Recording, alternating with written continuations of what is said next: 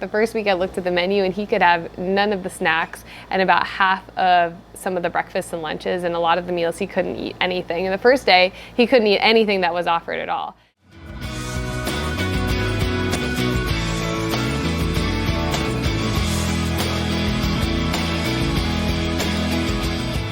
Hello everyone, and welcome to this video where we're going to talk about how I approach sending my son who has a food allergy to daycare. So as a preface, my son has something called FPIES, which stands for Food Protein Induced Enterocolitis Syndrome. So it's not the same thing as a IgE mediated food allergy, which is what most people think of when they think of a food allergy. So when a child who has FPIES is exposed to their trigger, rather than having a reaction immediately, their reaction is typically delayed anywhere from around 1 to 4 hours. And so the reaction for kiddos with FPIES is most often profuse vomiting, but can also include diarrhea and a drop in blood pressure. So my son, when he eats wheat, he gets a lot of vomiting around 3 to 4 hours after he is exposed to wheat. So I'm going to show you all the things that I've done so that we feel comfortable sending him to school, as well as some of the things that his school has done to give you some ideas for how to approach sending your baby to daycare if they have a food allergy. First and foremost, you want to touch base with your care team, your allergist, and your pediatric dietitian. Your doctor should give you a plan of care about what to do if your child is exposed to their allergen or is having an allergic reaction, and it's really important that this plan of care is also provided to your school or daycare. So for example, my son's current plan of care is to administer Zofran to reduce vomiting and reduce the risk of dehydration.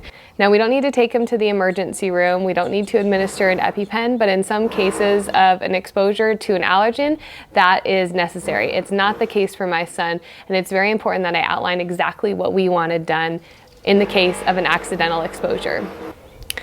My husband's doing some bathroom reno in the background, so hopefully that's not too loud for you guys, but I'm gonna keep rolling here. So another thing I did when I was talking to my doctor about how to approach this food allergy and daycare is just ask what their recommendations are. These docs, especially allergists, see kids with food allergies all the time, and they know the tips and tricks of what works and what doesn't work for parents. So one thing I specifically asked my allergist is, do I need to be really concerned about cross-contamination? So any kid with a food allergy, that's something that you want to think about, because we need to think about, does there need to be separate food prep areas? Does there need to be a separate high chair or a table to sit at?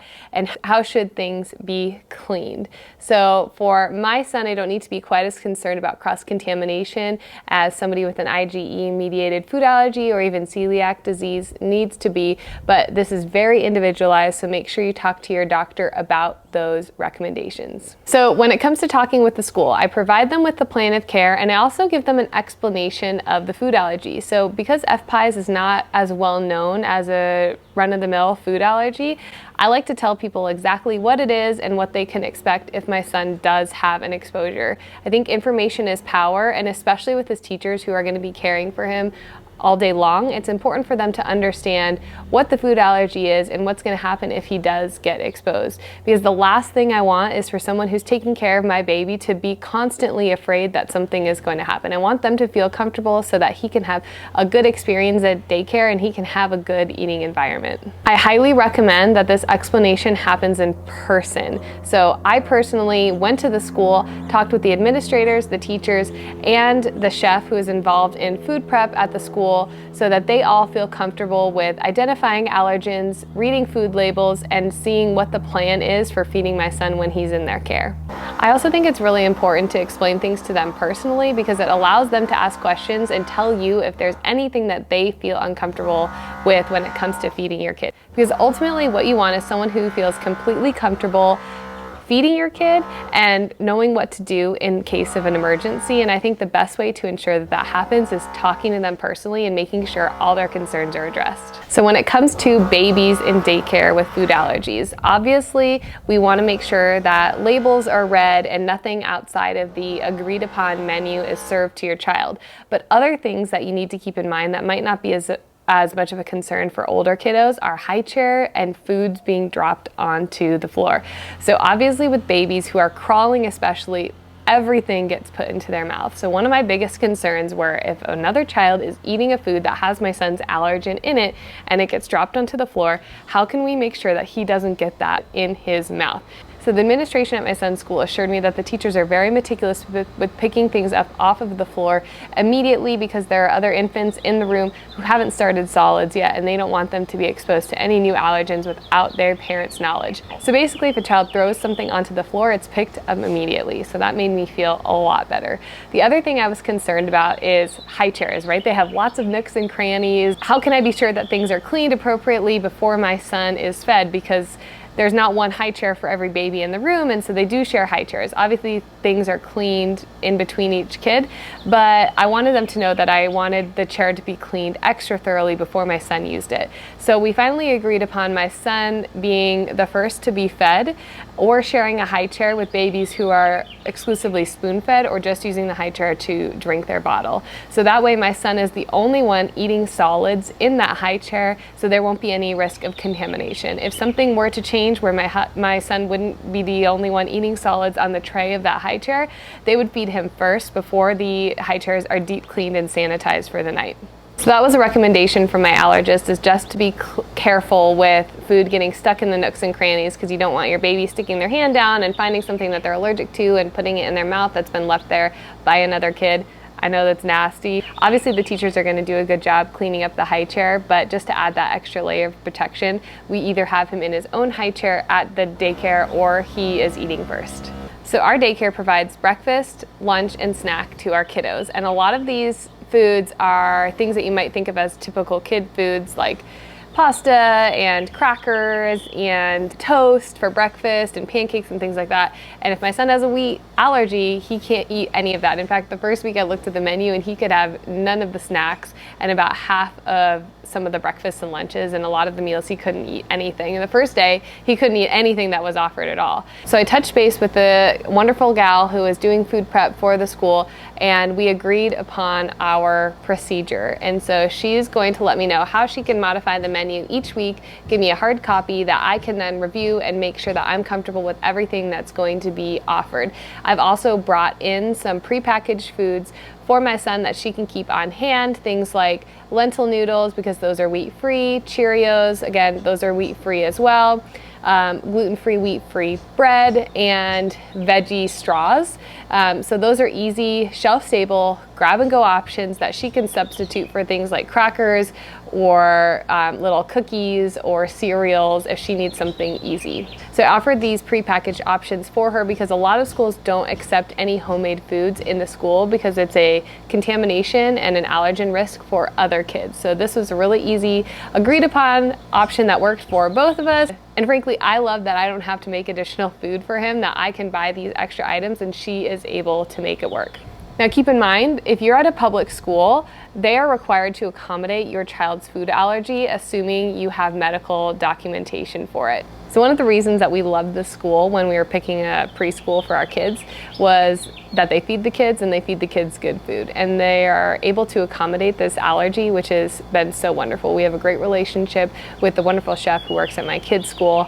But some schools are not able to accommodate this. And so in this situation, you may need to provide your own food to make sure that your kids are not being exposed to any allergens while they're at school. So here's my enrollment paperwork with my son. So I'm going to go through and redo the exact words that I used on here when I was talking about his food allergy. So when I'm talking about the allergy in the paperwork, I specifically say, yes, my child does have an allergic reaction to food or other substances. That substance is wheat and gluten. I put that on there because although gluten is a part of wheat, some people don't know that. And so I like that people to know that if they see the words wheat or gluten anywhere on the label, or if there's any type of wheat in that food, that he will have an allergic reaction to that. So the wording I used is his reaction is vomiting, and it says call parents immediately if exposed, so that we can bring him home. Because he does have a delayed reaction, we will be able to get to him and bring him home in time for him to have his vomiting at home and hopefully resolve quickly.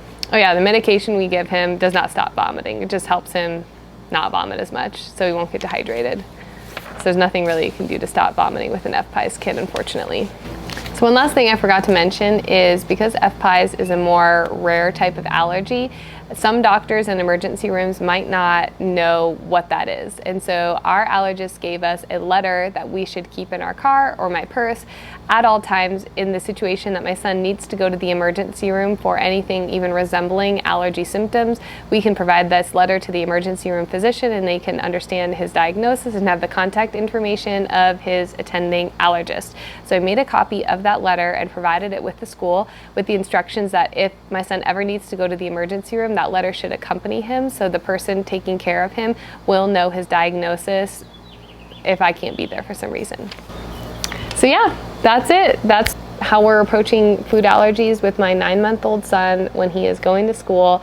So the biggest things are I went there in person to explain the allergy to the administration, to the teachers, and to anybody involved in food prep. I went there to make sure that they understood his allergy, understood his needs, and to answer any questions that they have so that they can feel comfortable caring for my son when I am not there. Spoken with the people who are doing the food prep for my kid, and we are agreeing on a menu each week that I get to review to make sure that there are no allergens in his food.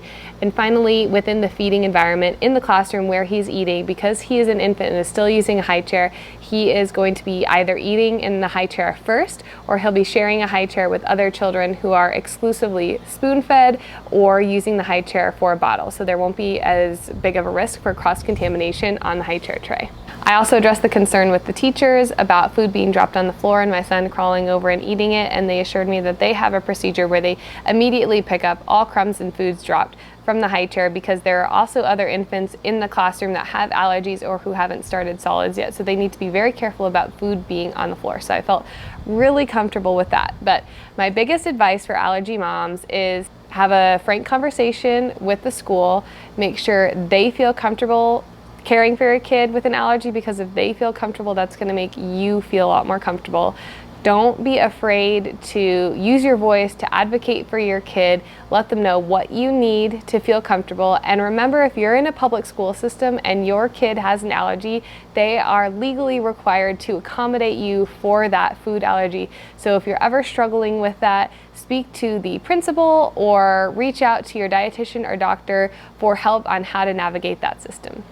So make sure you subscribe here if you want to hear more about how me, a registered dietitian and a nutrition PhD, navigates raising kids with a healthy relationship with food, raising kids with food allergies, and other fun topics.